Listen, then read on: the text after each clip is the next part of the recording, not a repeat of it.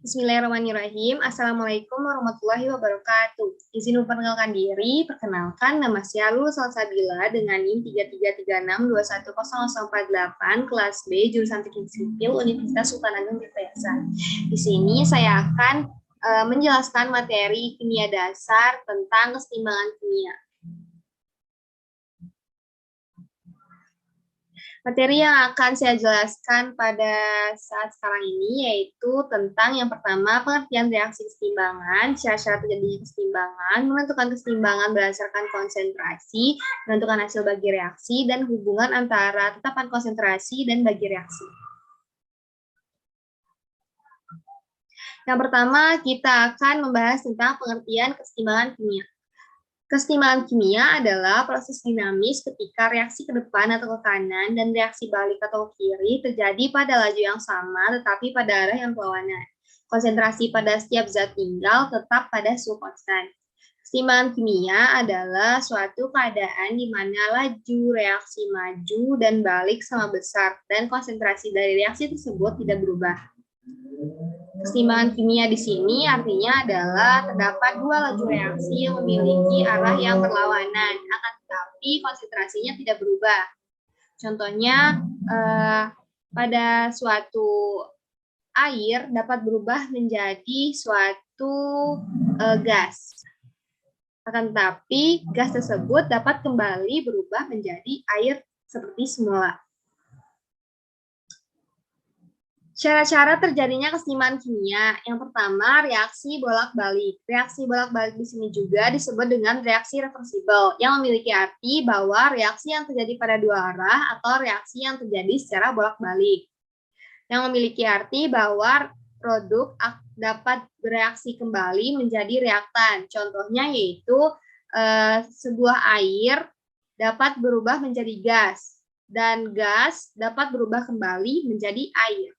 Yang kedua, reaksi dinamis. Keseimbangan dinamis adalah keseimbangan reaksi di mana reaksi berlangsung secara terus-menerus dengan kecepatan menguraikan zat bereaksi, yang artinya bahwa keseimbangan kimia memiliki dua laju reaksi yang memiliki kecepatan yang sama yang bergerak secara terus-menerus secara mikroskopis yang tidak dapat dilihat secara langsung.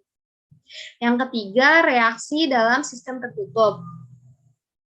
Keseimbangan kimia memiliki syarat yaitu reaksinya hanya bereaksi pada sistem tertutup, yang memiliki arti bahwa suatu sistem reaksi di mana baik zat-zat yang bereaksi maupun zat-zat hasil reaksi tidak ada yang meninggalkan sistem. Pada keseimbangan kimia juga tekanan, suhu, dan lain sebagainya memiliki ketetapan yang konstan atau tidak berubah. Selanjutnya, terdapat jenis reaksi keseimbangan. Jenis reaksi keseimbangan yang pertama terdapat keseimbangan heterogen. Keseimbangan heterogen merupakan suatu sistem di mana sebuah reaktan dan produk berbeda fasa. Fasa dapat berubah berupa fasa pada cair, gas, dan larutan. Keseimbangan heterogen ini memiliki arti bahwa sebuah keseimbangan memiliki jenis yang berbeda. Misal, yang pertama, keseimbangan dalam sistem padat dan gas. CaHCO3 merupakan sebuah larutan air. Memiliki keseimbangan dengan CaCO3 yang berbentuk padat dan H2O yang berbentuk cair dan CO2 yang berbentuk gas. Yang kedua, keseimbangan dalam sistem padat larutan. Di sini terdapat Fe3O4 berupa padatan, 4CO berupa gas, memiliki keseimbangan dengan 3Fe berupa padatan, dan 4CO2 berupa gas. Di sini terlihat bahwa keseimbangan antara ruas kanan dan ruas kiri berbeda. Yang kedua, terdapat keseimbangan homogen. Keseimbangan homogen adalah suatu bentuk zat-zat yang terlibat pada sebuah reaksi di mana semuanya adalah dengan nilai dan wujud yang sama. Seperti yang pertama, kesetimbangan antara gas dengan gas. Contohnya yaitu N2 yang berbentuk gas dan 3H2 yang berbentuk gas memiliki keseimbangan dengan 2NH3 yang berbentuk gas. Lihat bahwa ruas kanan dan ruas kiri memiliki wujud berupa gas. Yang kedua, keseimbangan antara ion-ion dalam larutan. terlihat pada contoh yaitu Fe3+ berbentuk larutan air ditambah SCN- berbentuk larutan air, FeSCN2+ berbentuk larutan air. Terlihat luas kanan dan luas kiri memiliki wujud yang sama yaitu berupa larutan air. Selanjutnya, tetapan kesetimbangan. Tetapan kesetimbangan terbagi menjadi yang pertama terdapat tetapan kesetimbangan konsentrasi yang dilambangkan dengan K besar C kecil atau Kc. Secara sistematis, tetapan kesetimbangan konsentrasi adalah perbandingan hasil kali konsentrasi dari produk yang dipangkatkan koefisiennya dengan hasil kali konsentrasi dari reaktannya yang dipangkatkan koefisiennya. Selanjutnya, terdapat tetapan kesetimbangan. Tetapan kesetimbangan ini terbagi menjadi yang pertama, terdapat tetapan kesetimbangan konsentrasi yang dilambangkan dengan K besar C kecil atau Kc.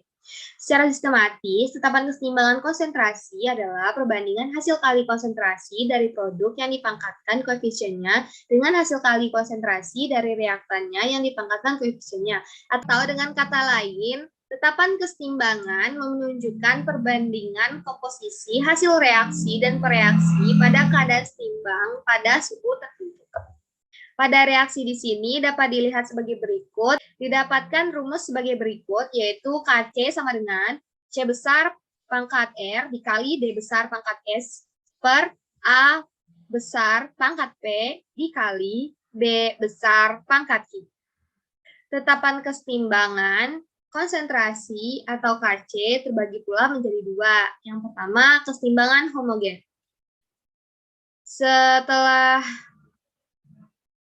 Seperti yang kita ketahui bahwa homo itu adalah sama. Kesetimbangan homogen adalah kesetimbangan yang antara ruas kanan dan ruas kirinya memiliki jenis yang sama. Seperti pada slide selanjutnya yang telah kita bahas. Ya, tetapan kesetimbangan konsentrasi atau Kc terbagi pula menjadi dua. Yang pertama, kesetimbangan homogen. Yang kita ketahui bahwa homogen itu adalah sama. Sehingga kesetimbangan homogen adalah kesetimbangan antara ruas kanan dan ruas kirinya memiliki jenis yang sama. Kesetimbangan ini merupakan jenis kesetimbangan yang terjadi pada saat produk dan juga reaktannya yang berasal dari fase yang sama.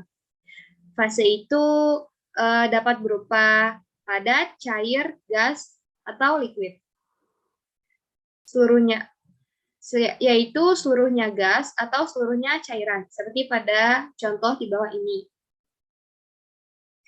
Pada contoh di bawah ini terdapat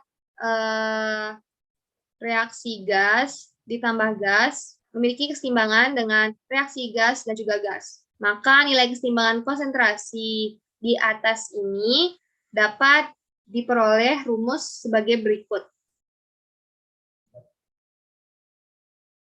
Yaitu Kc sama dengan C besar pangkat C dikali D besar pangkat D dibagi A besar pangkat A kecil dikali B besar pangkat B kecil.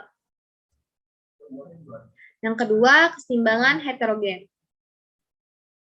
Kesetimbangan heterogen merupakan jenis kesetimbangan yang terjadi pada saat produk dan reaktan memiliki fase yang berbeda, di mana yang hanya mempengaruhi tetapan kesetimbangan hanya unsur yang berwujud gas dan cairan. Seperti pada contoh, pada contoh ini terdapat larutan air padat memiliki kesetimbangan dengan padat dan gas. Akan tetapi yang hanya diambil hanyalah yang berwujud gas dan cairan atau yang berwujud air. Sehingga kita mendapatkan rumus kesetimbangan heterogen yaitu Kc sama dengan D besar pangkat D kecil per A besar pangkat A kecil.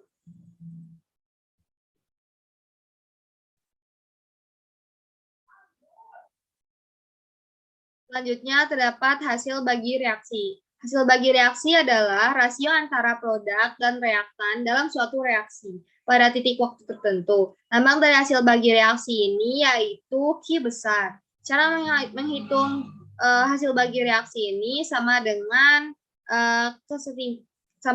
konstanta kesetimbangan atau tetapan kesetimbangan reaksi yang dilambangkan dengan huruf K besar C kecil. Hasil reaksi juga dapat dihitung untuk reaksi setiap saat, tidak hanya untuk reaksi dalam kesetimbangan seperti konstanta kesetimbangan. Jika konstanta kesetimbangan sama dengan hasil bagi reaksi, maka reaksi berada pada kesetimbangan. Dengan membandingkan nilai K atau tetapan konsentrasi dan Q hasil bagi reaksi, kita dapat menentukan di mana reaksi diarahkan.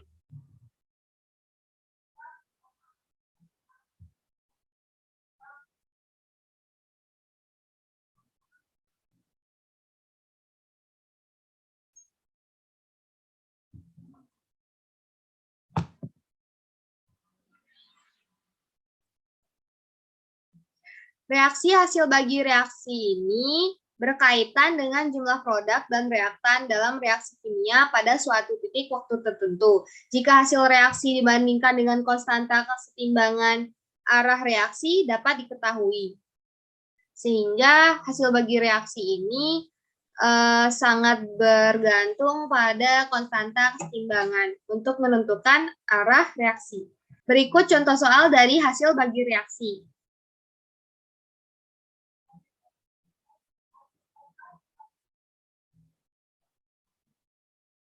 Dapat kita selesaikan dengan cara berikut, yaitu dengan cara membandingkan persamaan HiO2 dengan H2O dengan I2O, sehingga didapatkan hasil sebagai berikut. Karena Q kurang dari K, maka reaksi akan bergeser ke kanan untuk menghasilkan lebih banyak gas hidrogen iodida untuk mencapai keseimbangan. Selanjutnya terdapat hubungan Kc atau tetapan konsentrasi dan Q atau hasil bagi reaksi. Jika hasil bagi reaksi lebih kecil dari tetapan konsentrasi, berarti reaksi akan berlangsung dari kiri ke kanan sampai dengan tercapai keadaan seimbang. Selanjutnya, jika hasil bagi reaksi lebih besar dari tetapan konsentrasi, berarti reaksi akan berlangsung dari kanan ke kiri sampai dengan tercapai keadaan seimbang. Selanjutnya, jika hasil bagi reaksi sama dengan tetapan konsentrasi, berarti reaksi dalam keadaan seimbang. Sekian pemaparan materi dari saya. Mohon maaf apabila terdapat kesalahan dan kekurangan. Wabillahi taufiq wal hidayah. Wassalamualaikum warahmatullahi wabarakatuh.